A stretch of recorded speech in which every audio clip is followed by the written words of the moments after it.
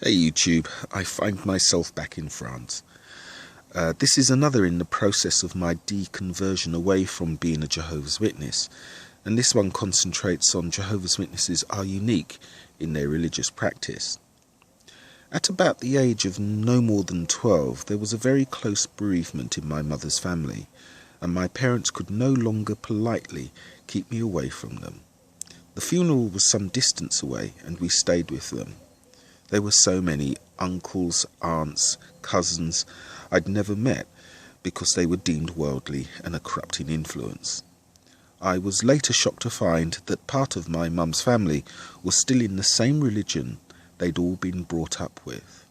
My mother had apostatized from them, and when they wouldn't convert to Jehovah's Witnesses, she had cut them off and me with her.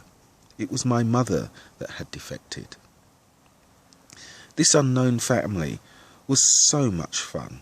Despite it being a worldly funeral, I had never had so much fun. They both teased and loved me for my seriousness and bookishness. I was struck by the fact that I was a child of an apostate to them, but was warmly welcomed, just as my apostate mother was and her opposing husband. I couldn't imagine Jehovah's Witnesses welcoming an apostate at the Kingdom Hall just like this.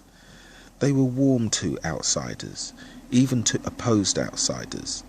They just wanted their family back and didn't see religion as cause for rejecting family. They thought it was unchristlike and strange. Despite much cajoling, my parents refused to attend the funeral itself, but after me begging and begging to go to that church, I was allowed to go to a church service the next day, alone. I mustn't say amen in the prayers. I had to remain at the back and aloof to proceedings. I had to wear a suit, and because this was Satan's house, I must not get involved. Even their church was fun. Decent live music, soulful singing, and not having to be still and stiff all the time. And the proceedings were not just an advert for their beliefs, it was about the person. I was jealous of them, but my overall impression was that God was more serious than this, and being at church shouldn't be fun. They didn't appear to be taking God seriously.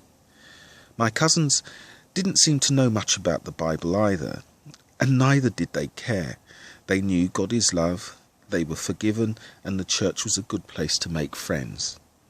Their God didn't seem to want anything from them. No counting time, no fear of being killed, no scripted questions and answers, no medical or educational restrictions.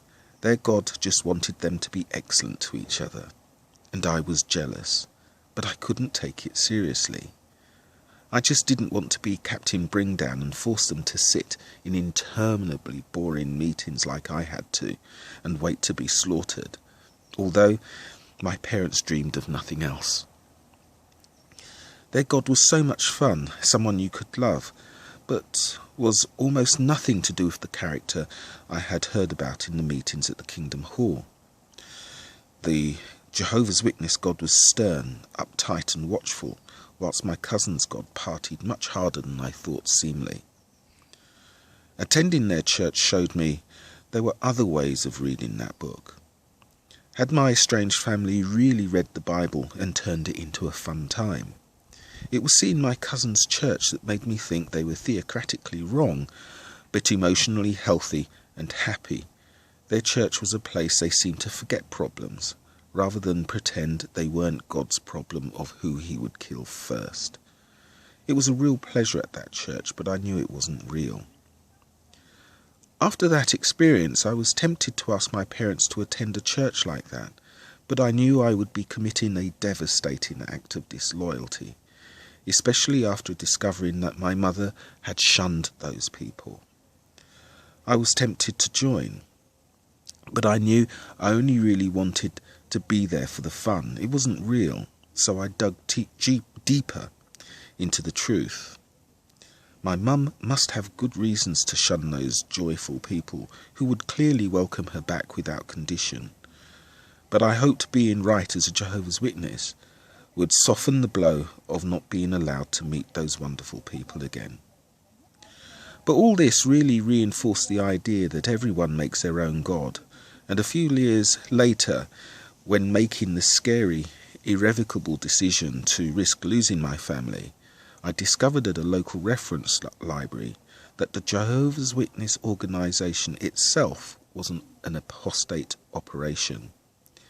It was a splinter group from the Millerites that generated the Seventh-day Adventists, among other sects, and I discovered that Jehovah's Witness' claim to uniqueness and its hatred for Christendom was caused principally because the other sects used to laugh at them for all those crazy prophecies going wrong.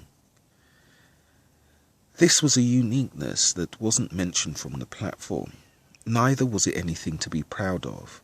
It was a fake uniqueness, artificially generated to make brand differentiation easier.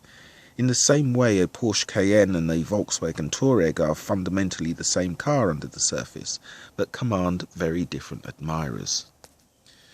After trying to discover the Bible for myself, I asked my father why the Bible was so confusing.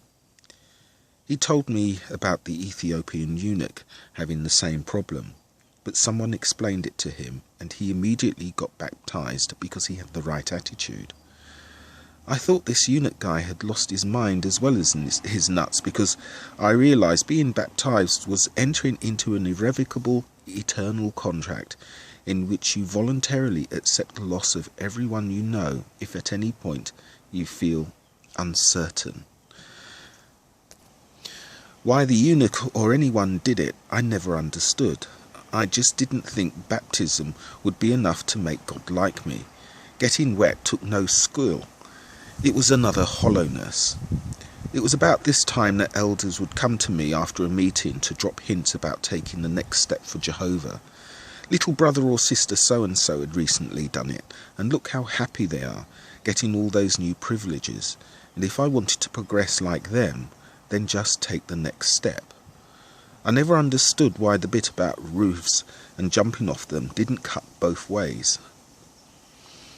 Jumping off a roof is still dangerous if a Jehovah's Witness tells you to do it.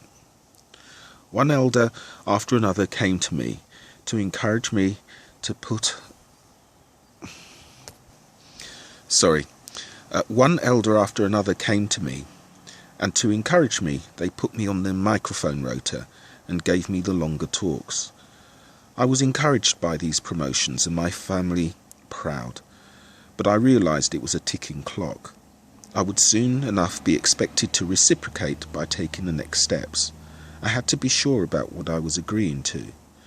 About this time my father handed my home book study to an elder who they thought were better placed to answer my questions.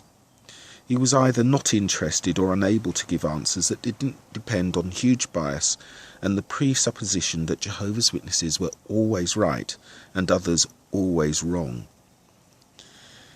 He said nothing I hadn't heard before. That elder stopped counting time with me when I surprised him with questions relating to Jains, Baha'is and Quakers not going to war, as well as secular conscientious objectors, Mormons, Seventh-day Adventists, charity workers and electioneering politicians door-knocking, and whether it was appropriate to complain about government if you weren't prepared to do something to change it. Don't real adults put up or shut up? And outside of the Bible, how did we know that any of our extreme views had any merit? But what may have totally burned my bridges was asking about 1975 and why Bethel had spoken for God and nothing happened after all those talks and articles. He told me that God was looking for sheep. I told him shepherds don't care for sheep, there's an ulterior motive. What happened next was a shame I brought my parents. The Kingdom Hall cut the privileges of me and my father. I didn't care about myself because I was beginning to get the feeling I was in a cult. The little signs began to add up. Answers in meetings from route with no independent thinking, failed doomsday prophecies, being disciplined for asking questions, being afraid of God and afraid of elders, having so many areas of life managed and prescribed and so little time for ourselves. I had brought shame to my parents, and I now sat in the meetings quietly but distantly, wishing I was having fun at the other church, as silly as it was. Having seen the writing on the wall, I had already distanced myself from the other Jehovah's Witness kids, because I knew there was a full life to be had outside those court walls. At the end of the meeting, I would find the exit, wait outside for my parents. No one was happy, and the kids around me kept their distance. They'd been warned off. I was spiritually weak and bad association. My parents' response was to change Kingdom Hall. It was in the same building, but a different group that had more kids my own age. Now this was an interesting bunch. Some children were drinking the Kool-Aid and were devoid of a thought in their head that wasn't implanted, and the rest were literally destined for prison or suicide, so angry were they about their Jehovah's Witness lives, but unable to analyse it and attribute the anger to its right place. But at this congregation, I found someone I could talk to. We would only ever talk at the meetings. We both gave our one answer per meeting to placate our parents and planned our escape whilst dodging elders that constantly schemed on how to get us wet. We watched other kids get dunked. My friend and I played dodge dunk, kept our heads down and made our plans. We watched the hypocrisy and sniggered when those we were told to follow into the baptismal waters were later disfellowshipped and lost their families. He and I knew we were about to lose our families, but we planned that on our own terms, and like the kids, the elders pushed into baptism. Is the Jehovah's Witness childhood experience really a uniqueness to be proud of? I think not. But before I go, did you know God himself encourages or performs abortions all over the Bible?